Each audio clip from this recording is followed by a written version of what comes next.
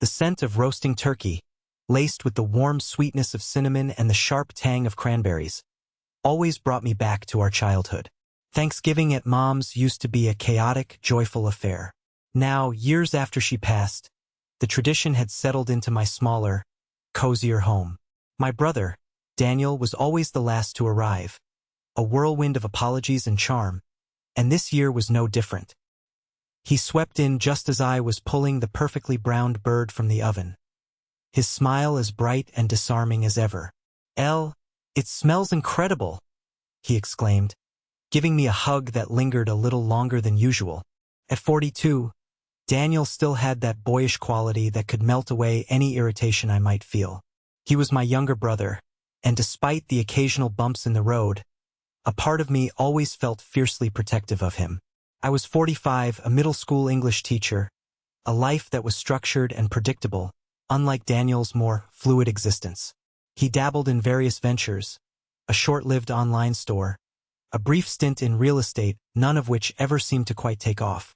As we sat around my antique oak dining table, surrounded by the familiar faces of our extended family, I watched Daniel. He was animated, telling stories with his usual flair, making everyone laugh. He complimented my mashed potatoes, a recipe I'd perfected over years, and even offered to help clear the dishes, a rare occurrence that made my Aunt Carol raise a knowing eyebrow at me. "You've been looking well, Daniel," I commented, genuinely pleased. He had seemed a little down the last time we spoke, mentioning some financial pressures related to his latest business idea. "Yeah, things are looking up," he said, a little too quickly, I thought. "Thanks to you, sis. You've always been my rock." A familiar warmth spread through me. I had helped him out a few times over the years, a small loan here, a bit of help with rent there. It was just what siblings did, wasn't it? Especially when you were the older, more stable one. Mom had always said I was the responsible one, the one Daniel could always count on. It was a role I had embraced, perhaps a little too readily. Later that evening, as the family dispersed, Daniel lingered, helping me load the dishwasher. "You know, Elle," he said casually, leaning against the counter, "I was thinking about that little snag I mentioned. The business thing?" I prompted, drying a wine glass. "Yeah, it's just a temporary cash flow issue. Something's supposed to come through next week, a big contract. But in the meantime," he trailed off, giving me that hopeful puppy dog look I'd seen countless times. "What do you need, Daniel?" I asked, a small seed of unease starting to sprout in my chest. "It's nothing major, honestly. Just a small bridge loan, maybe a couple of hundred until the funds clear." I hate to ask, but you know how it is. I hesitated for a fraction of a second. A couple of hundred wasn't going to break me, and he always did eventually pay me back, even if it sometimes took a little longer than promised. "Okay," I said, sighing softly. "But Daniel, this has to be the last time for a while, okay? I have my own bills to worry about." "Absolutely, Elle. You're the best. I promise you'll have it back by Friday." He gave me another quick hug, his relief palpable. As I watched him walk out the door, a faint whisper of doubt echoed in my mind, a feeling I tried to ignore, chalking it up to my usual older sister worry. The warmth of the day started to feel a little less comforting, replaced by a subtle, almost imperceptible chill. The following week passed in a blur of lesson plans and grading papers. I'd almost forgotten about the small loan to Daniel until a few days later when he called again. This time, his voice had an edge of urgency. "Elle, hey, listen. That contract, it's been delayed. Just for a few more days, they're saying. It's a real pain." "Oh," I said, trying to keep the disappointment out of my voice. "So, about the money." "Yeah, about that. Look, this is embarrassing to ask, but would you mind if I kept it for a little longer? I'm really in a tight spot until this thing comes through. I promise, the minute it does, you'll be the first to know." A flicker of annoyance sparked within me. Friday had come and gone. "Daniel, you said?" I know. I'm so sorry. I wouldn't ask if it wasn't important. Just a few more days. Elle, please? You're a lifesaver." I sighed, the familiar pull of guilt and obligation tugging at me. "Okay, Daniel, but please, keep me updated." "You got it." Thanks again, sis. You're the best. He hung up before I could say anything else. A few days turned into a week.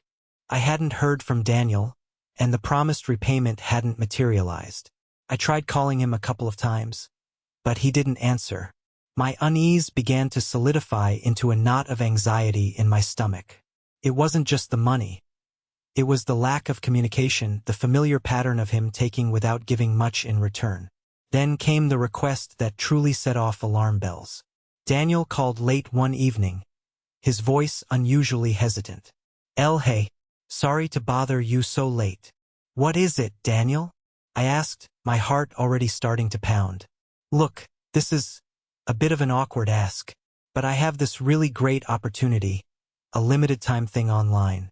But my card is, well, it's not working for some reason. Would you mind, just for tonight, if I used yours? Just for this one purchase?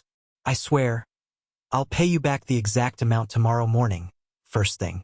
My gut screamed no. This felt different. This felt like a step too far. Daniel, I don't know. Please, Elle? It's a really good deal, it won't last. And I'm good for it, you know I am. His voice was pleading, and despite my reservations, the ingrained habit of wanting to help him, to believe his promises, won out. Okay, I said reluctantly, but just one purchase, and you pay me back tomorrow, understand? Absolutely. You're a lifesaver, Elle. I owe you big time. The next morning I checked my online banking. The small loan from the previous week hadn't been repaid, and now there was a new charge as expected. But as the days went on, I started noticing other unfamiliar transactions. Small amounts at first, a coffee shop I'd never been to, a streaming service I didn't subscribe to. I dismissed them as potential errors, something I needed to call the bank about. Then came the full credit card statement. I opened the email with a casual click, expecting the usual moderate balance. My breath hitched. The number staring back at me was astronomical. My hands started to tremble as I scrolled through the transactions. Page after page of charges, electronic stores, online clothing boutiques, expensive restaurants, even what looked like a weekend getaway at a fancy hotel. None of it was mine. A cold wave of disbelief washed over me, followed by a burning rage. Daniel. It had to be Daniel. The one-time purchase had been a gateway, a way for him to access my credit and go on a spending spree. The small loan, the delayed contract, it had all been a carefully constructed lie. My heart pounded in my chest, a painful, frantic rhythm. The trust one had placed in my brother, the years of being the dependable one, the sacrifices I had made, it all felt like a cruel joke. The warmth of those Thanksgiving memories now felt like a bitter irony, a stark contrast to the icy betrayal that had just been revealed. I sank into my kitchen chair, the credit card statement clutched in my shaking hands, the weight of his deception crushing me. How could he do this to me? The question echoed in my mind, unanswered, leaving behind a hollow ache of heartbreak and a simmering fury that promised to erupt. The initial shock gave way to a cold, hard anger. It wasn't just the money. It was the blatant disregard for my trust, the casual way Daniel had helped himself to my financial security. I felt a surge of protectiveness, not for him but for myself. For the years I had worked hard, saved diligently, and tried to be responsible. He had jeopardized all of that with his selfishness. I took a series of deep breaths, trying to quell the trembling in my hands. I needed to be calm, at least outwardly. I grabbed my phone and scrolled through my contacts, finding Daniel's number. It rang several times before he finally picked up, his voice sounding groggy. Hey, Elle. What's up? He mumbled. Daniel, we need to talk. Now. My voice was low and steady, devoid of the usual warmth he was accustomed to. There was a pause on the other end. Talk? About what? He asked, a nervous edge creeping into his tone. About my credit card statement. About the thousands of dollars in charges that aren't mine. Silence. A long, heavy silence that hung between us like a thick fog. Finally, he spoke, his voice laced with a pathetic attempt at innocence. Oh, that. Look, Elle, I was going to explain. Explain what, Daniel? Explain how you thought it was okay to max out my credit card on a shopping spree. My voice was rising now, the anger starting to bubble to the surface. "It wasn't like that," he protested weakly. I got a little carried away. That online opportunity was bigger than I thought, and I just needed a little extra leverage." "Leverage? Daniel, you spent thousands on clothes and who knows what else. This isn't a little extra leverage. This is theft." The word hung in the air, stark and accusatory. "Don't call it that, Elle. It's just a temporary situation. I promise I'm going to pay it all back. That contract is definitely coming through any day now." His voice was laced with desperation, the familiar tactic of promising future returns for present transgressions. "No, Daniel. No more promises. No more excuses. I've enabled this for too long." The words felt powerful as they left my lips, a declaration of a boundary I was finally drawing. "Elle, come on. You know I wouldn't intentionally hurt you. I needed this. You always help me out." His voice shifted to a whine, the guilt trip I had anticipated. "That's the problem, Daniel. I've always helped you out. And where has it gotten me? You've never learned to be responsible for yourself because you've always known I'd be there to pick up the pieces. Well, not anymore." "So what are you going to do?" he asked, a hint of defiance replacing the earlier pleading. "I've already done it." I took a deep breath, the words I was about to say feeling both terrifying and liberating. "I've canceled my credit card, and I've contacted the bank about the fraudulent charges. I'm also exploring my legal options to recover the money." Daniel. The silence on the other end was deafening. I could practically feel the shock radiating through the phone line. You wouldn't," he finally stammered, disbelief lacing his voice. "Oh, but I would, Daniel. And I am. I'm done being your safety net. You're going to have to figure this out on your own." My voice was firm, resolute. This wasn't the old Eleanor, the one who would cave under his pressure. This was someone who had finally reached her breaking point and was ready to fight for herself. But Elle, this will ruin me. My credit, everything." His voice was now laced with genuine panic. "And what about me, Daniel? You didn't seem to care about ruining my credit, about the stress and worry you've caused me. You made your choices.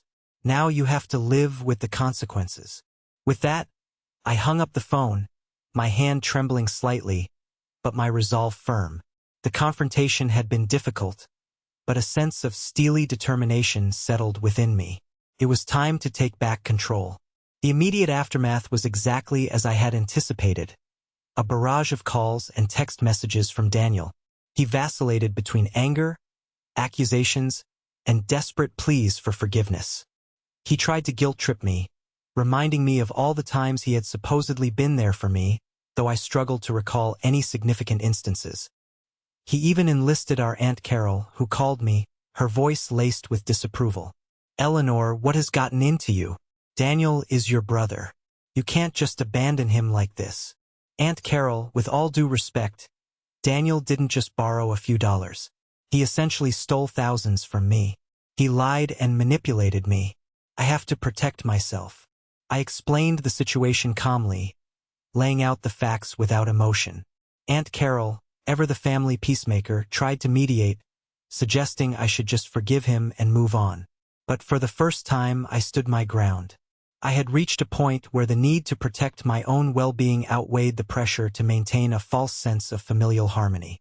I politely but firmly told her that this was between Daniel and me, and I needed space.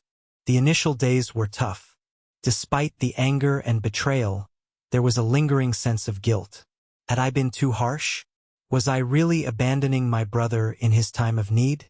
These thoughts would creep into my mind late at night, keeping me awake. There was also a strange sense of loneliness. Daniel, despite his flaws, had always been a constant presence in my life. Cutting him off felt like severing a part of myself, even if that part had been causing me pain. But as the days turned into weeks, a new feeling began to emerge: empowerment. I started to realize how much energy I had spent worrying about Daniel, bailing him out, and feeling responsible for his happiness. With that burden lifted, I felt lighter, more focused. I started to pay more attention to my own needs and desires. I reconnected with old friends, took up a pottery class I had always wanted to try, and even started saving more diligently, knowing that my financial security was now solely in my own hands. Looking back, I saw a clear pattern in my relationship with Daniel. I had always been the responsible older sister, the one who took care of things. Daniel had, perhaps unintentionally, played the role of the charming but helpless younger brother. It was a dynamic that had been established years ago and had become deeply ingrained. But the truth was, I had enabled his irresponsibility by always stepping in to rescue him. My help hadn't actually helped him in the long run. It had simply allowed him to avoid facing the consequences of his actions. The realization was both painful and liberating. I had spent so much time and energy trying to fix Daniel, to make him into someone he wasn't, that I had neglected my own needs and boundaries. This betrayal, as devastating as it was, had forced me to finally prioritize myself. It was a harsh lesson, learned at a significant cost, but one that was ultimately leading me towards a healthier and more self-respecting path. The guilt started to fade, replaced by a quiet sense of strength and a newfound understanding of my own worth. I was finally learning that sometimes the most loving thing you can do for yourself is to let go of those who consistently take advantage of your kindness. Months drifted by. The legal process regarding the fraudulent charges was slow but moving forward. I managed to recover a portion of the money, enough to mitigate the worst of the damage to my credit score. More importantly, I found a sense of peace I hadn't realized I was missing. My days were filled with teaching, my evenings with pottery and dinners with friends who appreciated me for who I was, not for what I could offer financially. The constant underlying worry about Daniel had vanished, replaced by a quiet sense of self-reliance. Then, one crisp autumn evening, as I was settling in with a cup of tea and a good book, the doorbell rang. I wasn't expecting anyone. Through the peephole I saw him, Daniel. He looked thinner, his usual bright smile replaced by a weary, almost gaunt expression. He stood hunched on my porch, his hands shoved deep into the pockets of his worn jacket. A wave of conflicting emotions washed over me, a flicker of the old familiar concern, quickly followed by a firm resolve. I hesitated for a moment, then took a deep breath and opened the door. "Daniel," I said, my voice neutral. He looked up, his eyes red-rimmed. "Elle, can I come in for a minute? I just need to talk." I stood in the doorway, blocking his entrance. "What is it, Daniel?" I asked, keeping my tone steady. He shifted uncomfortably. Things haven't been good. That contract fell through, and, well, I'm in a really bad spot." He looked down at his shoes, avoiding my gaze. "I know I messed up, Elle. I know I hurt you, and I'm sorry." The apology felt hollow, rehearsed. I had heard similar words from him before, always followed by a request for help. "Daniel," I said gently but firmly, "I appreciate you saying that, but my answer is still the same. I can't keep enabling this. You need to find your own way." His shoulders slumped. "So, that's it? You're just cutting me out of your life?" "Daniel, you're the one who made that choice when you took advantage of my trust and my finances. I'm not cutting you out. I'm setting a boundary for my own well-being. I can't keep going back to the way things were." He looked up at me, a hint of the old manipulative charm flickering in his eyes.